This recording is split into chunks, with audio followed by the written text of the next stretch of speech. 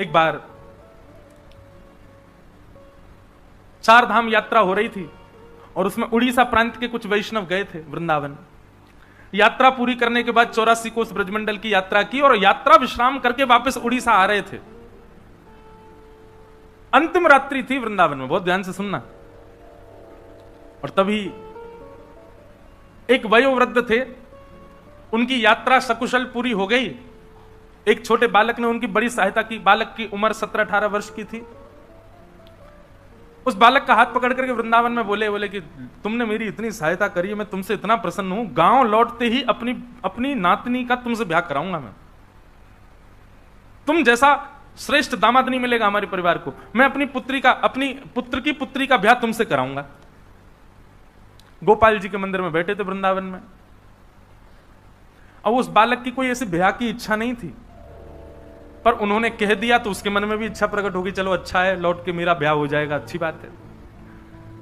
गांव लौट करके जब आए तो गांव में आकर के वो बुजुर्ग ने घर में कहा कि भाई मैंने इसके लिए एक वर ढूंढ लिया है, उसने मेरी बड़ी सेवा करी यात्रा में, उसी से ब्याह होगा। किसी ने आकर के कहा अरे वो तो ऐसा है, उसके परिवार तो ऐसे, उसके दादा ऐसे, वहां हम अपनी बेटी को नहीं भेजेंगे। और घर वालों के प्रेशर में आकर के बेचारे उस वयोवृद्ध ने मना कर दिया। बोले भैया हमारी कोई बात नहीं हुई तुमसे, कोई ब्याह नहीं होगा, वो तो ऐसे ही बोल दिया था हमने आनंद में। और सुनो, हमने बोला ही नहीं है। बालक बोला मैं ब्याह नहीं करूंगा, लेकिन इनसे सत्य तो बुलवा के रहूंगा। उसने पंचायत में जाकर के बात कही।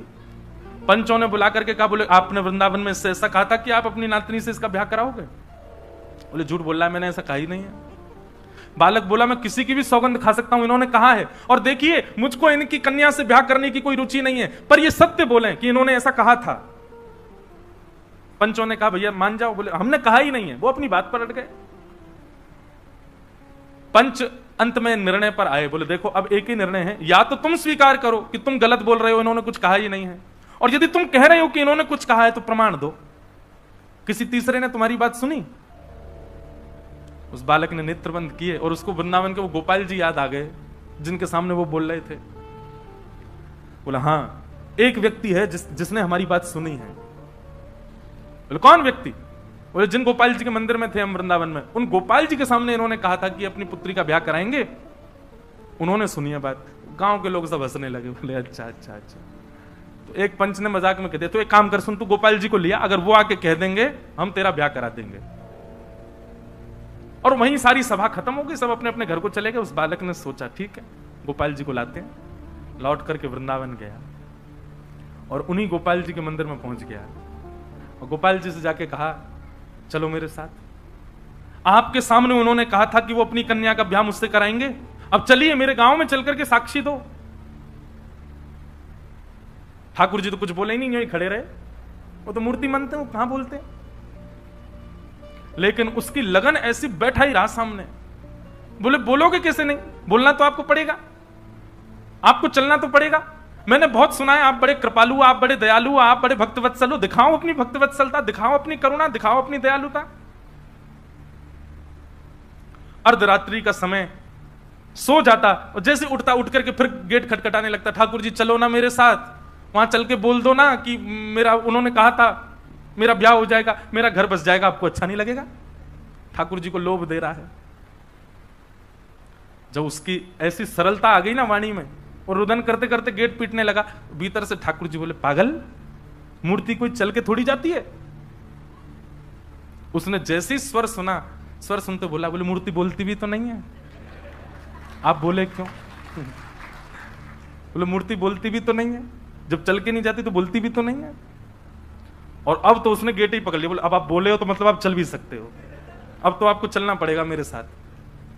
ठाकुर जी ने किवाड़ खोली, सामने खड़े, बड़ा जिद्दी है भाई, तुम हमको नहीं ले जा पाओगे। ठाकुर जी अब सचल ही हो गए, बिल्कुल मूर्ति वूर्ति सब त्याग दी, सचल हो गए उसके सामने।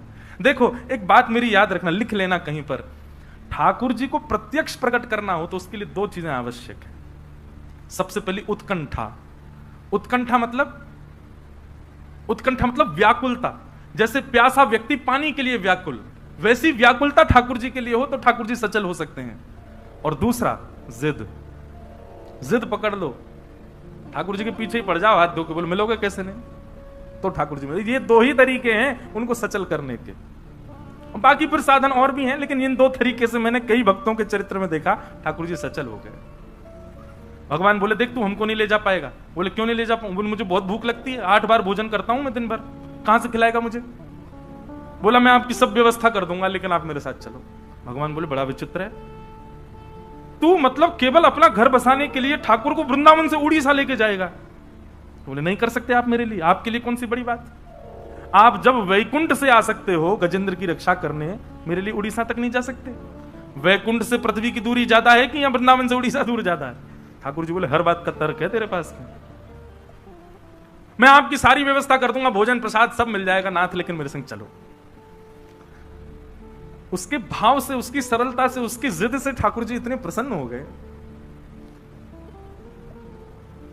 मुझे बात कहते कहते कभी मैं बड़ा भावुक हो जाता हूं कि जिस वृंदावन को ठाकुर जी कभी नहीं त्यागते, अपने कई वैष्णव भक्तों के प्रेम के लिए ठाकुर जी ने ब्रज तक को त्यागा है। और श्री गोपाल जी चल पड़े, बस एक नियम दे दिया, बोले पीछे मुड़ करके मत देखना, जब चल रहे होंगे, जब भोग लगाना होगा हमेशा हम कुछ आवाज कर देंगे, तुम रुक जाना, भोग बनाना पवा देना, लेकिन जब चलने की बारी आए तो पीछे मत देखना। ठाकुर जी, वैष्णव ने पूछा जान सकता हूं क्यों? ठाकुर जी बोले ललित गति विलास वल्गुहास प्रणय निरीक्षण कल्पितो रुमान। हम ललित गति से चलते हैं, हमारी चाल ऐसी है कि कोई और हमको निहारे तो हमको लज्जा आ जाती है, हमको शर्म आती है, हमको कोई देखे तो हम उछलते कूदते बाकी अदा से कभी कैसे चलते हैं। और बोले कहीं अगर तुमने हमारी ललित गति का दर्शन कर लिया तो तुम किसी और को देख ही नहीं पाओगे, घरवर नहीं बस पाएगा तुम्हारा फिर, इसलिए तुम पीछे मत देखना। ठीक है, चलने लगे। चलते चलते पूरा रास्ता सफर तय कर लिया, भोजन प्रसाद पाते दोनों भक्त भगवान चल करके उड़ीसा प्रांत में आ गए। जैसे ही उस गांव में पहुंचे जहां का वो व्यक्ति था, वहीं पास के समुद्र के किनारे चलने लगे। ठाकुर जी की पाजेबों की आवाज से उसको अनुभव होता था कि ठाकुर जी पीछे चल रहे हैं, लेकिन समुद्र की रेत जैसे ठाकुर जी के पायलों में भर गई तो आवाज आनी बंद हो गई। उसको संशय हुआ कि ठाकुर जी कहीं रुक तो नहीं गए, और तब तुरंत उसने पीछे देखा, ठाकुर जी ललित गति से खड़े थे, वैसे ही खड़े रह गए। बोले अब नहीं जाऊंगा, तेरे से मना करी थी पीछे मत देखना। बोले आपकी आवाज नहीं आई पैरों की, पायलों की, इसलिए देखा मैंने। भगवान बोले अब जो भी हो, अब इससे आगे नहीं जाऊंगा, 2 किलोमीटर रह गया मेरा गांव, 2-3 किलोमीटर ही तो है बस, चल दो गुरु।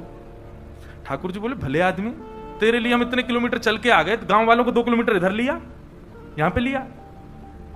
दौड़ा दौड़ा गया, सारे पंच और सारे गांव वासियों को बोला, बोले चलो चलो चलो, गोपाल जी आ गए, गोपाल जी आ गए, साक्षी देने गोपाल जी आए।